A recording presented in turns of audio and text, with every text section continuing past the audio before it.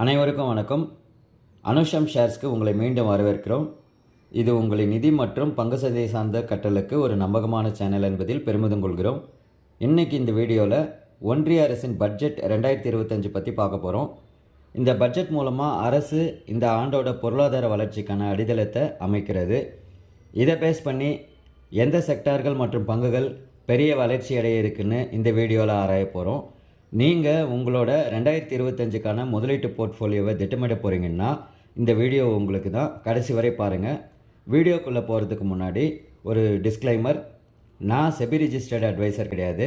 இந்த வீடியோ முழுக்க educational and informational பர்பஸுக்கு தான். முதலீட்டு முடிவுகளை எடுக்கிறதுக்கு முன்னாடி உங்களோட ஃபைனான்ஷியல் அட்வைசரை கன்சல்ட் பண்ணுங்கள்.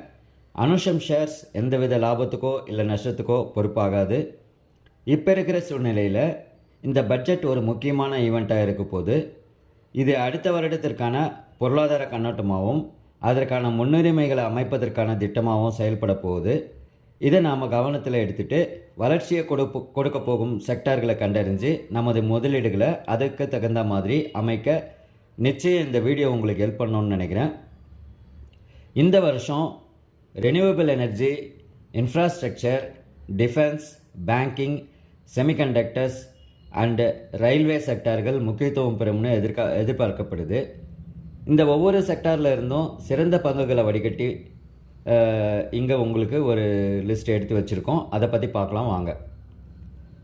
முதல்ல நம்ம பார்க்க போகிறது ரெனியூவபிள் எனர்ஜி செக்டார். அரசாங்கத்தோட ஃபோக்கஸ் இந்த துறை மேலே அதிகமாக இருக்குது. அதனால் நல்ல வளர்ச்சி கொடுக்கக்கூடிய செக்டாரில் இந்த ரெனியூவபிள் எனர்ஜி முதலிடத்தில் இருக்குது. இந்த செக்டாரில் உள்ள பங்குகள் பார்த்திங்கன்னா Waaree energy, Borosil renewables, KPI green, Suzlon and NTPC green. இந்த பங்குகள்லாம் சூரிய ஒளி மின்னாற்றல் உற்பத்தி மற்றும் காற்றாலை மூலம் மின் உற்பத்தி அது சார்ந்த திட்டங்கள் செயல்படுத்துகிறாங்க. இந்த துறைக்கு பிஎம் சூரியகர் முஃப்தி பிஜ்லி யோஜனா மூலமாக அரசு அதிகமான நிதி ஒதுக்கீடுகள் செய்யும்போது இந்த நிறுவனங்கள் அதன் மூலமாக பயனடையும் வாய்ப்புகள் அதிகமாக இருக்குது. அடுத்ததாக பொதுத்துறை வங்கிகள். அரசு இந்த பொதுத்துறை வங்கிகளோட மூலதனத்தை அதிகரிக்கவும் மேலும் வங்கியின் செயல்பாடுகளில் சில திருத்தங்கள் செய்யவும் வாய்ப்புள்ளது. அதனால் SBI, Bank of India, India Bank, அப்புறம் சென்ட்ரல் பேங்க் ஆஃப் இந்தியா போன்ற இந்த வங்கி பங்குகள் நன்மை அடைய வாய்ப்புள்ளது. அடுத்து நம்ம பார்க்க போகிறது டிஃபென்ஸ் செக்டர். இந்த செக்டார் மிகவும் முன்னுரிமை வாய்ந்த ஒரு செக்டார். அரசு எப்பவும் தேசத்தோட பாதுகாப்புக்கு அதிகமாக செலவு பண்ணுவாங்க. இந்திய அரசு டிஃபென்ஸ் சம்மந்தப்பட்ட பொருட்கள் உற்பத்தியை நம்ம இந்தியாவிலேயே நாமளே பண்ணணுன்றதில் அதிக முக்கியத்துவம் தராங்க. அந்த வகையில் இந்த மசகான் டாக், HAL, பெல், அதாவது BEL Bharat electronics limited and Cochin shipyard போன்ற பங்குகள் பயனடையும் வாய்ப்புகள் இருக்குது. அடுத்ததாக செமிகண்டக்டர் செக்டர்.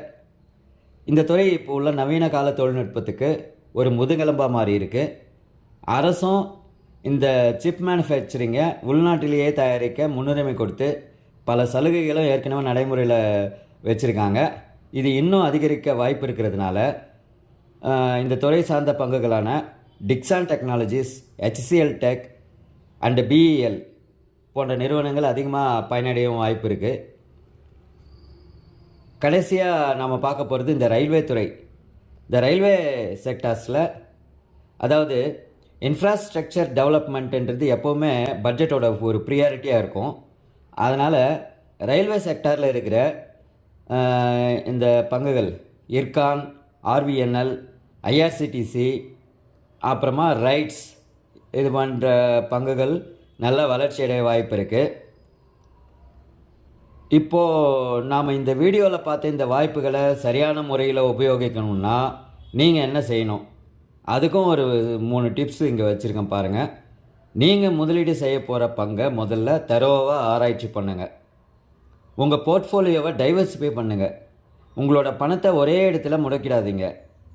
லாங் டேர்ம் பர்ஸ்பெக்டிவில் வச்சுக்குங்க. ஏன்னா பட்ஜெட்டோட செயல்பாடுகள் மூலமாக இந்த நிறுவனங்கள் செயல்பட ஆரம்பித்து பயன் தர கொஞ்சம் நாள் ஆகும். அதனால் லாங் டைமாக இருக்கும்போது உங்களுக்கு அது நல்ல பயனை கொடுக்கும். இது வரைக்கும் வீடியோவை முழுமையாக பார்த்த நண்பர்கள் அனைவருக்கும் மிக்க நன்றி. இந்த வீடியோ உங்களுக்கு உபயோகமாக இருந்ததுன்னா லைக் பண்ணுங்கள். அனுஷம் ஷேர்ஸ் சேனலை தொடர்ந்து வாட்ச் பண்ணுங்கள். இது போன்ற மார்க்கெட் இன்சைட்ஸ் உங்களுக்கு உடனுக்குடன் இங்கே நாங்கள் அப்லோட் பண்ணுவோம். நீங்கள் இந்த 2025 பட்ஜெட்டை பேஸ் பண்ணி எந்த செக்டார் ஷைன் ஆகும்னு நினைக்கிறீங்களோ அதை நீங்கள் கமெண்ட்டில் சொல்லுங்கள். Thank you friends.